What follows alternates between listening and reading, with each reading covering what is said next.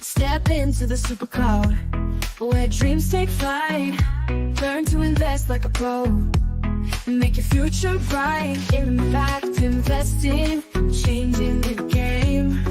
Crowd from the world, it'll never be the same.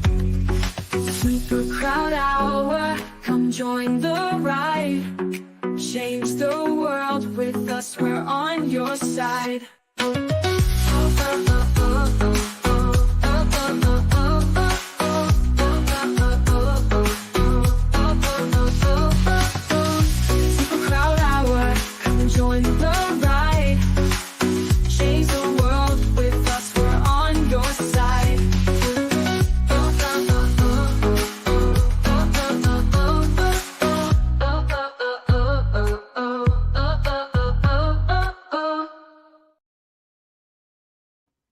Welcome to the Super Crowd Hour. I'm your host, and today I'll be presenting. I'm Devin Thorpe, and I am just thrilled to have you here.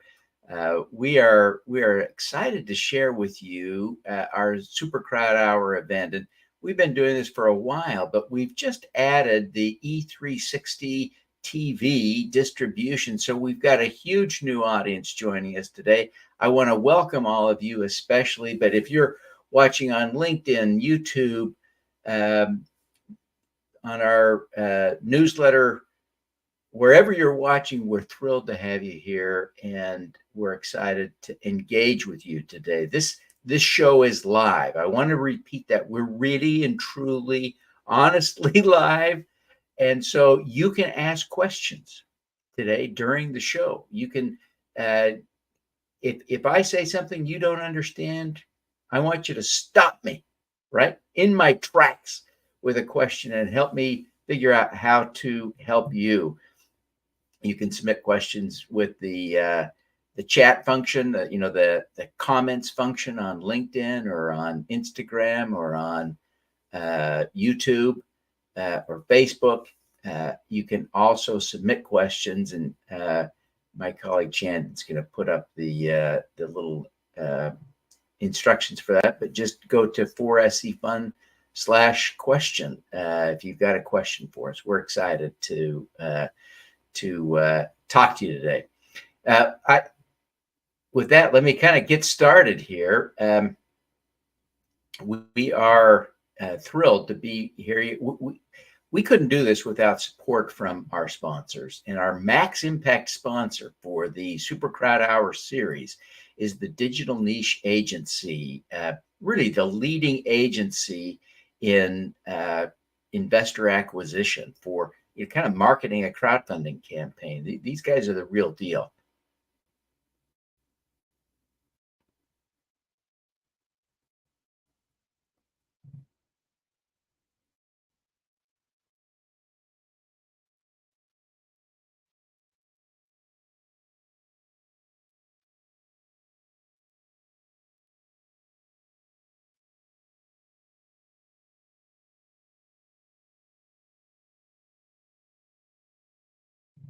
Yeah, we're really grateful to have DNA, Digital Niche Agency, as our Max Impact sponsor. Our impact sponsors include Purpose Rounds. These folks are investing upfront in high impact businesses that are raising capital from the crowd to help fund a proper crowdfunding campaign. They're great. Halyard Compliance, another impact sponsor. These folks are the experts in crowdfund compliance, especially designed to serve the portals in our community. We have a variety of supporting co-hosts, including Funding Hope, Ridgecrest Herbal, Amoeba, the American Independent Business Alliance, Move the Needle with Rob Kaplan. Rob's a big deal, a big supporter of ours. We're grateful to him. And of course, Rotary International. We had a sponsor donate their sponsorship to Rotary to support that great organization. We also have a variety of co-hosts, including the Crowdfunding Professional Association, the Gig Group, Jenny Casson Group, Dakin Capital, Community Vision Solutions, Crowdfund Main Street, and CrowdMax Publishing. We love these guys. We're grateful for their help and support. I want to thank my colleague Chandan Saha. Chandan is the producer at SuperCrowd and helps us with all of our video production and marketing and stuff. He's really huge. He and I have worked together for a dozen years. I'm constantly learning from him. He's just great. I want to point out that we're talking today about financial stuff. We'll be focusing on how to raise money from the crowd today, but I may mention some things about investing. Let's be clear.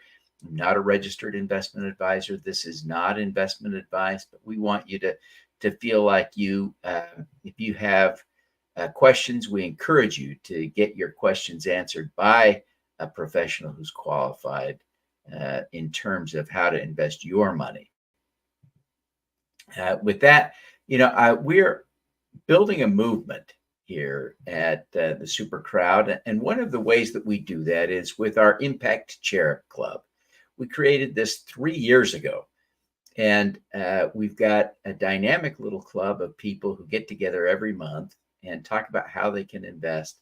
We look at deals every month and typically invest in one or two deals every month, and typically small amounts. Everyone is welcome.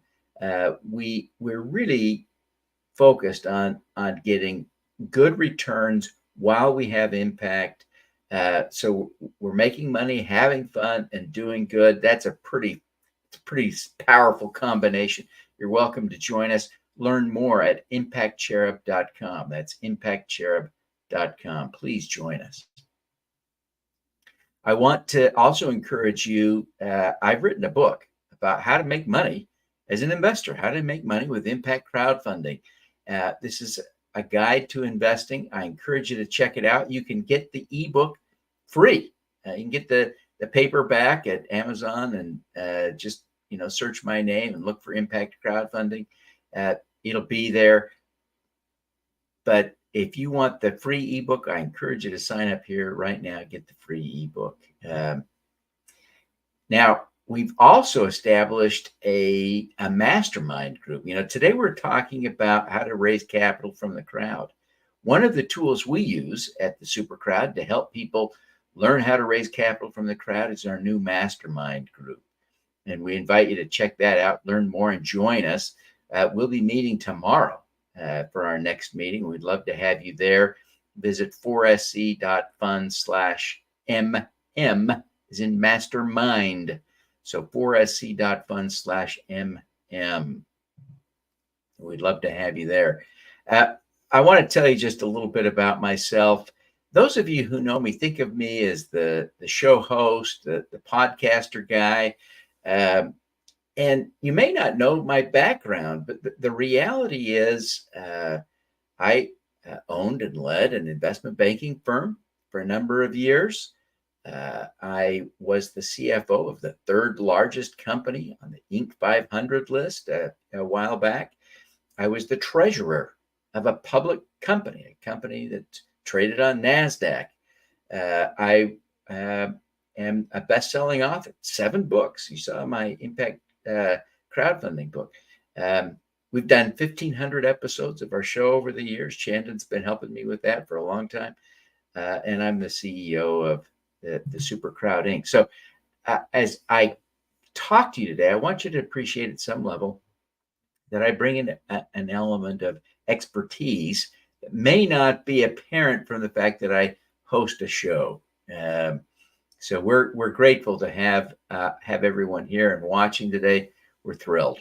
And with that, we'll continue on. So let me address first, who can raise capital from the crowd, right? Is this relevant, right? I think some of you will want to know, is this relevant to me? My answer to that is yes, it's relevant to you. Why? Let me walk you through this. If you are thinking about running or do run a very small business, this is relevant to you. Could be almost the smallest business imaginable. You can raise as little as $25,000 via regulated investment crowdfunding. So quite small loans can be critical, right? If you're financing your business with credit cards and those credit card payments and the interest are really burdensome, you may be interested in knowing that with crowdfunding, you can raise capital at much lower costs than the cost of interest on your credit cards. This could be a thing for you. So stick around. Now, if you've got a startup, think of your classic Silicon Valley style startup. There's some in the venture community that will tell you that crowdfunding is not a good idea. I'm here to tell you this is a great way to raise capital. Not necessarily for every deal, but certainly there are a lot of true startups at every stage of the game who are raising capital from the crowd. And so if you've got a startup, you are certainly eligible to participate in crowdfunding. We've got tools to help you protect your cap table and some of the things that critics sometimes offer for why crowdfunding isn't a great plan. But let me be clear, you can raise capital from the crowd, and some great companies like Substack and Beehive and many others have raised capital very successfully from the crowd. And the raising capital from the crowd can go up to $75 million. It's also relevant if you are a community builder who is literally building, right? You're a developer, a contractor, and you want to do a project, need some financing. Crowdfunding can play a role in helping you gather the financing you need. There's some great portals that focus on real estate. That can be a great way to get the capital you need for your next project. Businesses that aren't small. There are a lot of businesses in this country that we don't think of as small businesses. They have 500 to 5,000 employees. And you might be thinking, well, why would they need to use crowdfunding? There are all kinds of occasions when they might want or need to use crowdfunding, and there's an opportunity that's worth exploring for these businesses. As I mentioned, you can raise up to $75 million this way. So this is serious money. And there are a lot of businesses that could use that. I would even say that public companies can use Regulation A, one of the exemptions from registration that allows you to raise capital from the crowd, from your community, and you can raise up to $75 million this way. So is this a way that Tesla is going to raise capital? No. But there are hundreds and hundreds of what we call micro cap and small cap companies that have a market capitalization of less than $1 billion. And if you need to raise 75 million, maybe this is the way to do it. It can complement your capital structure in a way that could really be powerful. Okay, so I'm going to take you through 12 different steps on how to assess your crowd's potential to invest. And I'm optimistic that by the time we're done today, you'll be able to identify some new tools, some new places to look for capital that you may not have been thinking about before. And you may be able to say, maybe I can raise capital from the crowd. So let's start off. As a general rule, entrepreneurs, small business owners, you want to be looking at friends and family first. And I know it can be awkward. It for sure. I get that. I've raised capital, and I've raised capital from family and friends. And it is challenging to have those conversations. I get that. But if you don't believe in your business enough to ask family and friends to invest, do you really dare ask other people too? Why is it fair? If you're not going to succeed, maybe you shouldn't be raising capital at all, right? If you're going to succeed, why don't you want your family and friends in the deal, right? You want them to participate in your success and ride along with you. So start with your family and friends. Now, your family and friends network is probably a little different than somebody else's, and so let's talk a little bit about how to assess that. It's pretty simple, right? These are people you're talking to on the regular, by definition, right? Family and friends. Ask them, tell them what you're thinking about doing, and ask them if they would be willing to support you. And if so, you could even go one extra step of awkward and just ask them, how much? How much do you think you could put into my business if I were going to do a crowdfunding campaign? And that will help them. Okay. Customers. Now, for those of you who already have customers, that is, I think, the best place to look. These are people who are already giving you money, right? If you've got a group of people who are already giving you money and they're happy that they are, good golly, these are people that you can ask for more money, right? And on terms where they can get some of it back with interest, with appreciation. You can help them be better off. This could be a great audience for you to raise capital. How to assess this, right? Let's start thinking about this in an analytical way. Start by looking at the number of customers that you have. And then you've got to be thoughtful. Do you have contact information? Can you get in touch with them in some way? Do you have contact information for them? Do you have a pattern of communicating with them? Right? If you suddenly send them an email, even if you've had emails for a long time, but you've never sent an email before, might be a little bit jarring. May not feel comfortable to your customers. But if you are on the regular sending out a newsletter already, and your customers may be thrilled to get an email about your crowdfunding campaign, your crowdfund offering. If your customers are spending very small amounts with you infrequently, they're probably less likely to be investors than if they're spending either very small amounts regularly on a committed basis. Say if you've got paying subscribers who are giving you $10 a month, or you've got a coffee shop and you've got some regulars who are coming in and getting a $6 cup of coffee every day. Those are folks that could give you money. If you're selling things that have a big ticket, let me give you an example. I invested in a company called Aptera. Aptera is making solar-powered electric vehicles. They're really cool. They look like the car George Jetson would drive if he were alive. And very cool vehicles. Those vehicles will sell for about 30 grand.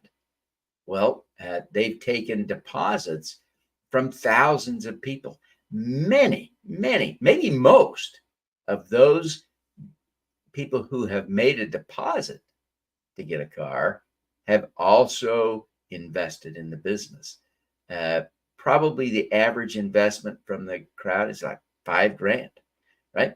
In part because it's a big purchase. When it comes time to get the car, they're going to stroke a check for 30 grand. One way or another. So investing 5 grand is relatively small. So if you're selling something with a big ticket item, that could be a key. And then finally, that annual average spend, right? If you have someone who's getting a cup of coffee every day, 20 days a week, that would be 1,000 cups of coffee in a year, or no, it'd be hundreds of cups of coffee at $6 each. They might be spending over $1,000 a year with you. That might be a great potential investor. Okay. Do you have a newsletter? If you've got a newsletter, that's a great source, right? Because email communication is still a pretty effective way to communicate with our potential investors. It's not the best way, but it's a good way. And so if you've got a list of people that are regularly receiving and reading your emails, so if you've got a newsletter with 5,000, 10,000 names on it, and you are sending emails, and you know that 21.3% of the recipients are opening the email, and you've purged the bouncing emails, that sort of thing. So it's a good quality list. That's an exciting possibility. So let's look at how to assess this, right? So of course, again, we're back to how many are on the list. And then what information do you have about them? Some email lists are really just emails. So you may not even know the name of your subscribers. If you've got names and email addresses, that's better, more powerful, because you get another tool for customization. Enables you to send an email to Bob or to Sally, and not just to dear subscriber. That's powerful. That's helpful. If you have phone numbers, then you really have something powerful, right? That gives you an ability to start looking at doing some follow-up phone calls to some of these folks. Another thing is, how often do you send a post? Right? If you've only been sending a post quarterly, you may not have the implicit permission to start sending them 3 emails a day, right? Asking for their money. But on the other hand, if you're sending a weekly newsletter or a daily newsletter, and people are staying in the mix, they haven't canceled, and they're opening and reading the emails, now you've got something. Now you've got you can easily begin to layer in messaging about your crowdfund offering and enable you to raise some money. Another thing to look at is how engaged your audience is. So you send out your newsletter to people. Do you get answers back? Do you get feedback? Is there a like mechanism? Is there a comment mechanism? And if so, are people using it, right? Do people like and comment on the content you're sending? If you see that kind of thing, then you can begin to see, okay, there's potential here to raise capital from this group. Here's a pro tip on newsletters. The best time to raise capital from the crowd is unequivocally, or the best time to start a newsletter, unequivocally, without a doubt, 20 years ago, right? That's the best time to start a newsletter. You'd have a huge list, and you'd have people, expecting messaging, and they would love interacting with you, right? You'd have cultivated a community of people who like what you're doing. Then if you didn't do that, start today, right? Start right now. Figure out a place. I love Substack because you can do a newsletter on Substack absolutely for free. And there's a lot to be said for free. I'm a big fan of free. So take a look, find a place, whether you're using MailChimp or somebody else, Beehive. There are lots of great services now, Medium, to do a newsletter. Check it out. Figure out what's best for you. Social media. Now, I want to caution here. Social media is not irrelevant. It's important. It is valuable and valid as a tool for raising capital from the crowd. In fact, I would argue that it is essential. That said, you've got to be really careful not to overplay this. You can't expect as much. Your newsletter list, let me put this into context. I would describe your newsletter list as being at least 10 times, if not 100 times more valuable per name, per follower, than your social media accounts on average. Now, if you have a huge, highly engaged following, that may be different. Let's talk about this. You want to count all of your followers across all of your social media accounts. So you probably have accounts with You may have Instagram, YouTube, LinkedIn, Facebook, TikTok. Look at all of those. Figure out where you have the most, well, add up everyone, right? Everyone that you are actively reaching. If you abandoned your Twitter account 2 years ago, even if you have a ton of followers there, if you haven't been posting, you shouldn't be careful about counting those X followers if you haven't been there for a couple of years. So another thing to look at is how frequently you post, right? If you're posting regularly, if you are active on the platform so that your community expects you to be there, to be engaging, and to be sending messages, that's a good sign that you can start working in some messaging about a crowdfunding offering. If you post rarely and only very strategically, you can still do it, but you'll need to be a little bit more cautious and continue to be strategic about how you engage your community. And then finally, let's look at and sort of try to measure a little bit the engagement of your audience. Right? If you post something, and I know it's not necessarily emotionally healthy for us to do this, right? If you post something, are you getting likes? Are you getting comments? Are you getting engagement? If people are engaging with you, well, I think that's a sign that people are interested in what you're doing and they want to support you. So I would encourage you to proceed. That's a good sign. But remember, you're probably only going to raise capital from about 1 in 1,000, maybe as little as 1 in 10,000 followers. If you are exceptionally great on social media and you have a very highly engaged following, it could be higher. But a lot of the people I see on social media that have big followings and high engagement, you might see 10,000 likes on a post. Keep in mind, if they've got 12 million followers, that's still a very small percentage of people who are engaging in that content. And a smaller still number will be willing to invest. So don't overcount your social media following, but don't ignore it. It's an essential tool. Okay, I want you to start thinking, we're going to start getting a bit more creative. We've kind of been through some of the obvious places to look. And let me just encourage you, as we're talking today, to be thinking about where you can go. If you've got questions, I want you to ask. I'm here. I'm live, right? We're doing this live. If you're watching this sometime in the future on YouTube or something, okay, it's not live. But we're live. Right now, we're live. You can stop me. You can send me a question, and I will answer the question, and we'll stop what we're doing to take your question. And so we'd welcome that. Let's talk a little bit about a trade association.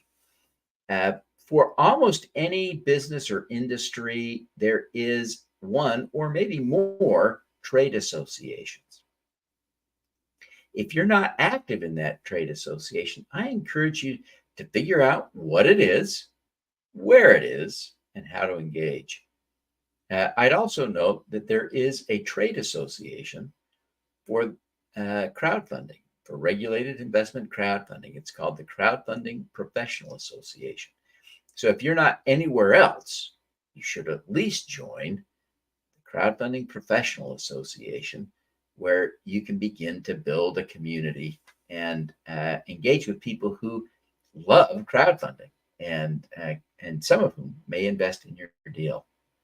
So begin to look. Here's how you assess your trade association situation.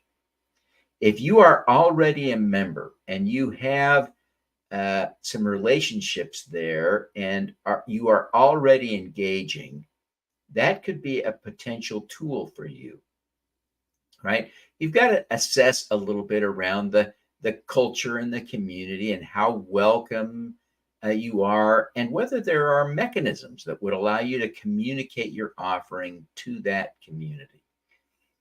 I know with the Crowdfunding Professional Association, we've got a great, what we call ecosystem, the crowdfunding ecosystem where people can engage with one another. But a lot of groups do that I've seen over the years. They're using tools that in some ways replicate the dynamic of Facebook and other communities, but they do it on a private basis with their members only. And so there may be a great place, or your trade association may also have a Facebook page or a LinkedIn page or a group where you can engage. So there may be some great ways for you to engage that trade association membership in your crowdfunding campaign. So take a look at that possibility. Also be aware that outside of the formal trade association, there are almost certainly LinkedIn groups and maybe Facebook groups and Reddit groups where you can go and talk about the business you're in. Now, each group is going to have its own rules, and it's typical for those rules to prohibit direct pitches like invest in my deal. But at the same time, some may allow that on a limited basis. Like there are some that'll say you can put something promotional in once a month or once a week. So figure out what the rules are in the virtual groups you find and begin to engage there. I think the first thing I would recommend that you do is start commenting after you find the group. Join the groups and look at the rules, but then start commenting on some of the other posts immediately. You want to see what happens. If you comment on a post, does the person who posted respond to you, right? If there's no response, it may be kind of a tumbleweeds environment, right? Where bots are doing the posting and no one's really reading. On the other hand, if you are commenting and the author responds to the comment and other people comment and you can interact with the other people who are commenting, now you found a community where you can begin building some relationships. And those relationships can translate into new friends on Facebook. They can translate into new connections on Reddit. They can translate into new connections on LinkedIn, enabling you then to use those communities to expand your network.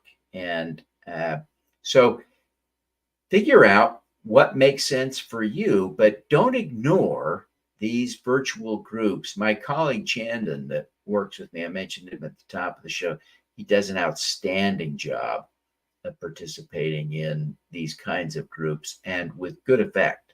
So I encourage you to leverage these. I also want to encourage you to look at joining local clubs and organizations.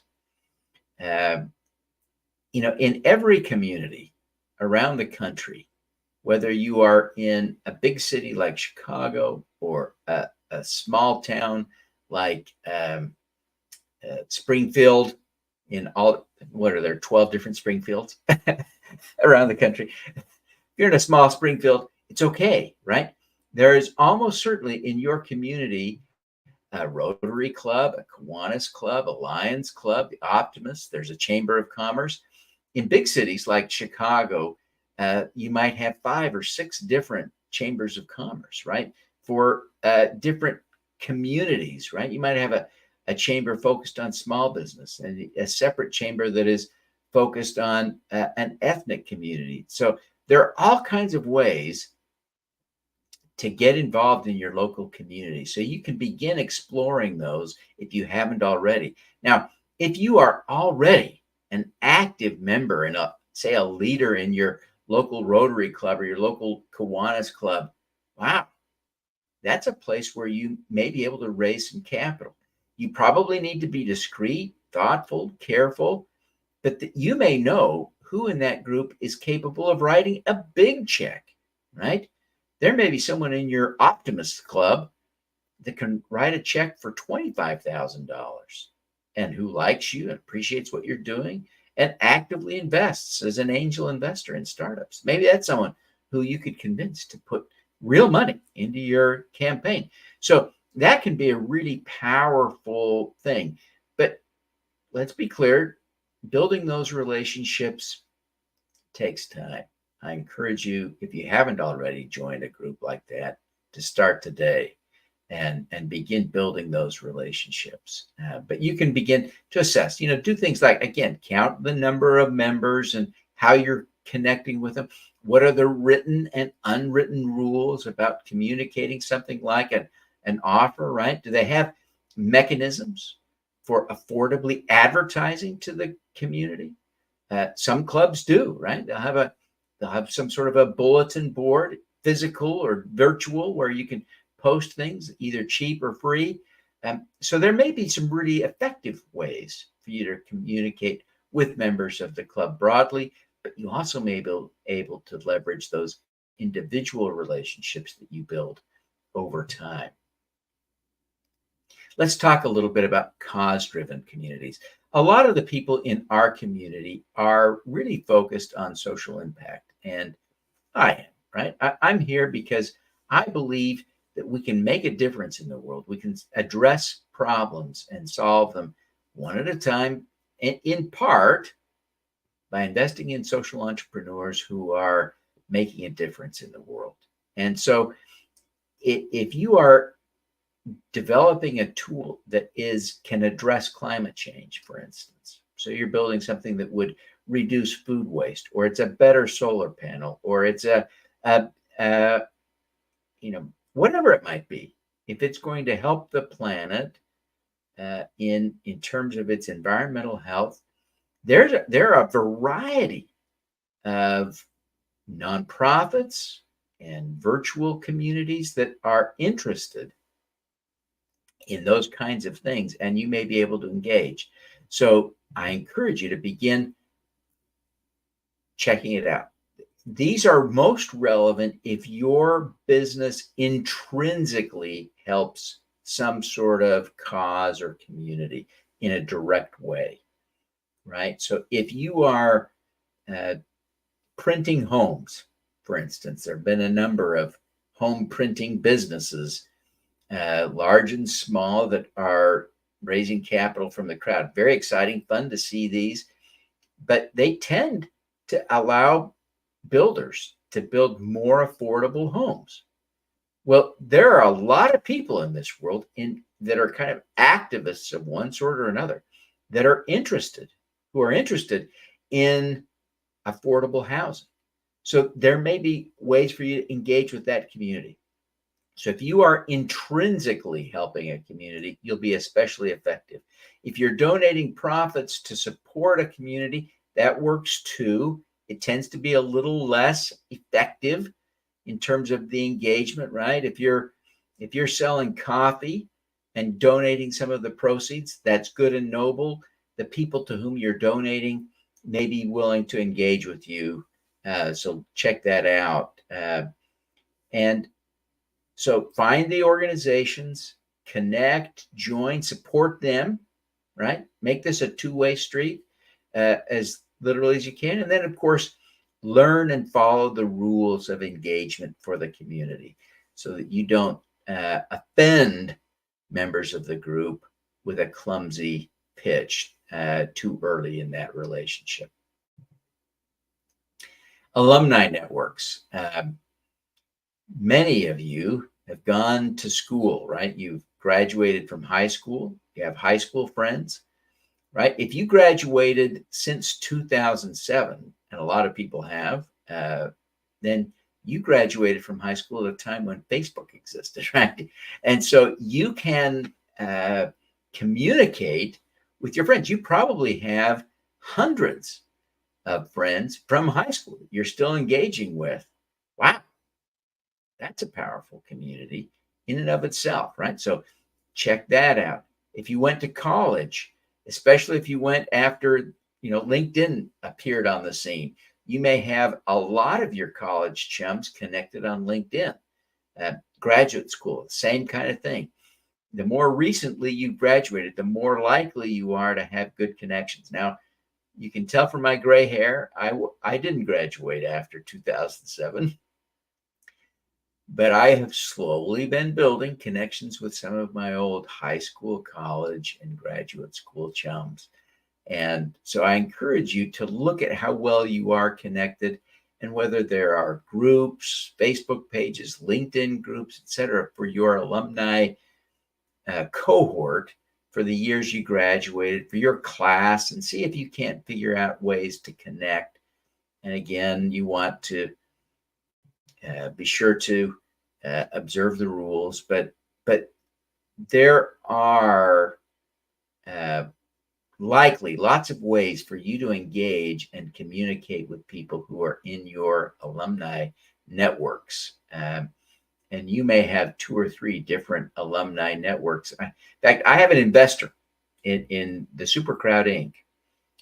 that I went to junior high school with, right? And that's how we connected. So I wanted, this is for real, right? And she also invested a nice little amount. So this is for real good stuff. So assess this. If you haven't built these kinds of relationships, I admit it's tough to do this the week before you launch your crowdfunding campaign. But if you're thinking about launching a crowdfunding campaign at some point in the future, I encourage you to be engaging in all of these kinds of things, or at least as many as make sense for you. Cultural and ethnic groups. There are a lot of ways to engage with your community if you are part of a broader identifiable cultural group. And that would include whether you're Native Americans or you're Irish, right? There are places where you can communicate and engage. So I encourage you to begin looking. I will caution you. I think this is really important. I recently discovered that I have a tiny bit of Native American ancestry. Descended from kind of a famous chief. Let's be clear, though. It would be really offensive for me to now walk into a Native American community and claim membership in that community as someone who is 1/10,000th Native American, right? Not going to go over well. I want to encourage you to be really sensitive. But if you are a Native American, if you are Black, if you are Hispanic, there are a lot of ways to engage with people in your community. And I encourage you to be deliberate about that, to build relationships in that community, because increasingly there are people in those communities, in each community, that are looking for ways to invest in and support members of the community. I tend to be deliberate about trying to invest in and support people who don't look like me, precisely to be supportive of those sorts of folks. But many, like if you're not new to the community, you probably know Tawana Rivers. She's the CEO of the 10K Project. The 10K Project is an organization that exclusively invests in Black founders, right? So there are these communities that exist. So begin looking for those opportunities if you are a member of an ethnic or cultural group. There are also interest-based communities that have sort of nothing to do, or maybe little to do, with the business, right? If you have a hobby of making cakes or riding bikes or singing or golfing or whatever it may be, if you're a fan of a team or a band, if you're a Swiftie, there are opportunities for you to be engaging with members of that community. This may or may not be a great place, but you can begin to look for the groups, formal or informal clubs that are organized and online, where you can join and have some fun, right? This is really about connecting with people who share an interest that probably has little to do with the business. Makes sense for you to go, learn the culture and the rules and follow those, but look for opportunities to engage and build relationships that would allow you then to begin building your community further from that. And then finally, look for aligned affinity groups. What is an aligned affinity group? I'm talking about the groups that would make sense for you to connect with from a business standpoint. So if you are marketing to parents, you've got a product that is for nursing mothers or for parents of children who are school age. And I'm thinking of some specific examples, right, of businesses that marketed to parents that have raised capital from the crowd, right? So if you are marketing to that community, you want to then take advantage of the opportunity to actually build those relationships. And it may make sense as you begin marketing your product and marketing your crowdfund offering to do things like become a sponsor and become engaged, become a leader in these groups because you're serving that community. And I see this as being a little different than some of the other things we talked about. This isn't necessarily a cause, right? It's just an affinity group, but it aligns well with the business. So I'm now ready to take any further questions that there may be from the group. Shannon, maybe you could pop up that overlay there again on the questions. But, you know, I have really enjoyed the opportunity to share some insights with you today. And I'm grateful that you would take the time to watch and be with us. You know, I see that there have been a number of people engaging with us on social media. Thank you very, very much. If you have questions, feel free to submit them, and I will answer those questions for you now. So thank you very, very much for being with us today. Listen, since we're not seeing any questions now, we'll wrap up. But again, I want to thank you for taking the time to be with us today. We're thrilled to have had the opportunity to be here, and we look forward to seeing you next month at the SuperCrowdHour of November. We'll be meeting on November 20th. We'll be live. Again, come with your questions. We look forward to hearing from you then. Thanks now. Bye-bye.